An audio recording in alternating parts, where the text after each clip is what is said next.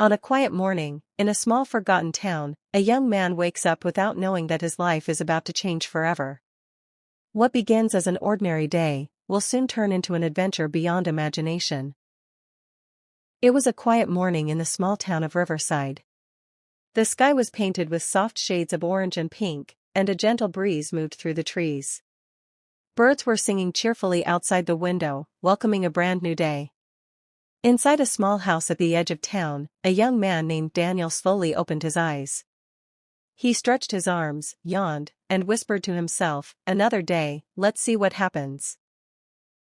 Daniel was 22 years old, a university student, and someone who loved adventures. He lived with his grandmother, who often reminded him about responsibility. That morning, as he stepped out of his room, he heard her voice calling, "Daniel, don't forget to have breakfast before you leave." He smiled, entered the kitchen, and saw her preparing tea. "Good morning, Grandma," he said warmly. She looked at him with kind eyes and replied, "Good morning, my dear. You have a long day ahead, don't skip your meal." After a quick breakfast of bread, eggs, and tea, Daniel grabbed his backpack and walked outside. The streets of Riverside were slowly becoming busy. Shopkeepers were opening their stores, children were running to school, and an old man was sitting on a bench reading the newspaper. Daniel loved this part of the morning. The sound of life beginning again always made him feel hopeful. On his way to the university, he stopped at a small bookstore. The owner, Mr. Harris, was arranging new books on the shelf. "Good morning, Daniel," said Mr. Harris with a smile. "Morning, Mr. Harris. Do you have that travel book I asked about?" Daniel asked eagerly. "Yes, I do," Mr. Harris replied, handing him a thick book with a blue cover. "Adventures in the Unknown Lands." Daniel's eyes lit up.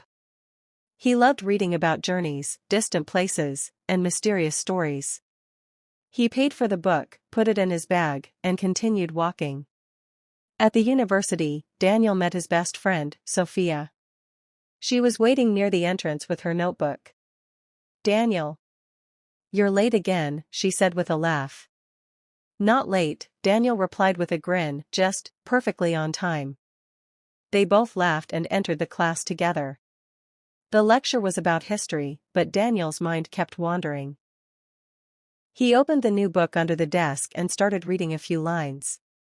The story spoke about a hidden village, lost for centuries, where people kept an ancient secret. Daniel felt goosebumps. He whispered to Sophia, "Doesn't this sound amazing? A lost village, hidden for so long." Sophia looked at him and rolled her eyes. "You and your stories again. Daniel, sometimes I feel like you live in a different world." After class, they sat at the cafeteria. Daniel kept talking about the book. Sophia finally said, "Okay, fine. Let's make a deal. This weekend, we'll go on a little adventure. Maybe explore the forest near Riverside. Who knows, maybe you'll find your hidden village there." Daniel's face brightened. "Really? You mean it?" "Yes," she replied, smiling. "But only if you promise to take it seriously. No running around like a wild explorer." Daniel laughed. "Deal." The weekend arrived. The morning was cloudy, and the forest looked mysterious under the gray sky. Daniel and Sophia carried backpacks with water, snacks, and a map. As they entered the forest, the sound of the town faded behind them. Birds chirped above, leaves crunched under their shoes, and the air smelled fresh and earthy.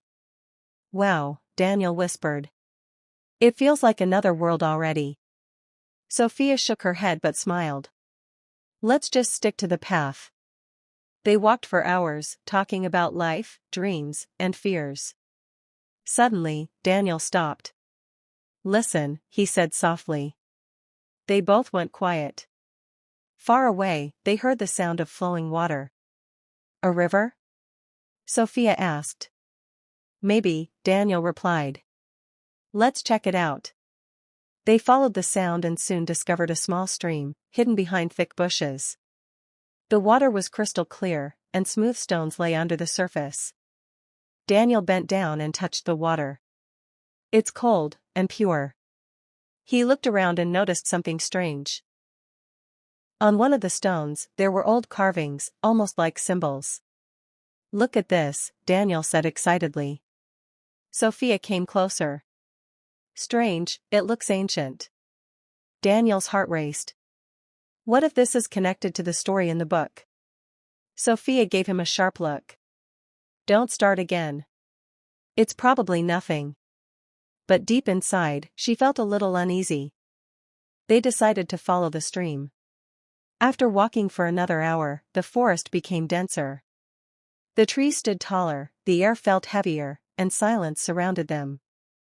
Only the sound of water guided their way. Finally, they reached an open space. In front of them stood an old stone archway, covered in moss and vines. It looked abandoned, but somehow alive. Daniel's eyes widened. This can't be real." Sophia whispered, "What is this place?" Daniel stepped closer, running his fingers across the carvings on the arch. They were the same symbols as the ones on the stone near the stream. "I think," Daniel said slowly, "we found something forgotten." Daniel stood frozen in front of the archway, his fingers tracing the cold stones. The strange symbols seemed to glow faintly under the dim light of the forest. His heart was racing. Sophia held his arm. "Daniel, maybe we should go back. This feels wrong." But Daniel shook his head. "We've come this far. Don't you see? This might be the entrance to something forgotten. We can't turn back now." Sophia sighed, but deep inside she was also curious. Together, they stepped under the arch. For a moment, nothing happened. Then, a sudden gust of wind rushed past them, and the forest around grew eerily silent. They walked carefully, following a narrow path beyond the arch. Soon, they found themselves in a clearing. At the center stood old stone walls, half broken, half covered in green moss. The walls formed the outline of what once had been houses, maybe even an entire village. Daniel whispered, "The lost village, it's real." Sophia looked around in awe. "This is unbelievable. But why hasn't anyone else discovered it?" As they explored, they noticed more carvings on the stones. Some looked like drawings of the sun, rivers, and people holding hands. Daniel touched one carefully. "These symbols, they must tell a story." Suddenly, a deep voice echoed behind them. "You should not be here." They spun around. An old man, with long white hair and piercing eyes, stood near the ruins. He wore simple clothes, but his presence was powerful. Sophia gasped. "Who are you?" The man replied slowly, "I am the guardian. My family has lived here for generations, protecting this place from outsiders." Daniel's eyes widened. "So, the village isn't completely lost?" The guardian nodded. "Most left long ago, but some stayed to keep the secret. This village holds knowledge, wisdom passed down through centuries. Not everyone is meant to see it." Sophia whispered, "We didn't mean to disturb." But the old man raised his hand. "I know. You were guided here by curiosity, not greed. That is why I let you walk this far." Daniel asked eagerly, "What is the secret? What do the symbols mean?" The guardian stepped closer and looked deeply into Daniel's eyes. "The symbols tell the story of balance. Long ago, this village thrived because its people respected nature. They lived with the rivers, the trees, the animals. But when outsiders came searching for power, destruction followed. The villagers hid their home and chose to disappear rather than destroy the balance." Sophia whispered, "That's beautiful." The old man continued, "Remember this, young ones, knowledge without wisdom is dangerous. Take the lesson, not the stones. Leave this place as you found it." Daniel nodded slowly. "We understand. We won't tell anyone where this is." The guardian gave a small smile. "Good. Then you may leave with a gift, not of gold or treasure, but of truth. Tell the world to protect what it has before it loses everything." The wind picked up again, and for a moment the forest shimmered. When Daniel and Sophia looked around, the old man was gone. Their ruins seemed to fade into the trees, as if they were never there. Sophia held Daniel's hand. Did that really happen? Daniel smiled softly. Yes, and we'll never forget it. They walked back toward the path, the forest slowly returning to normal.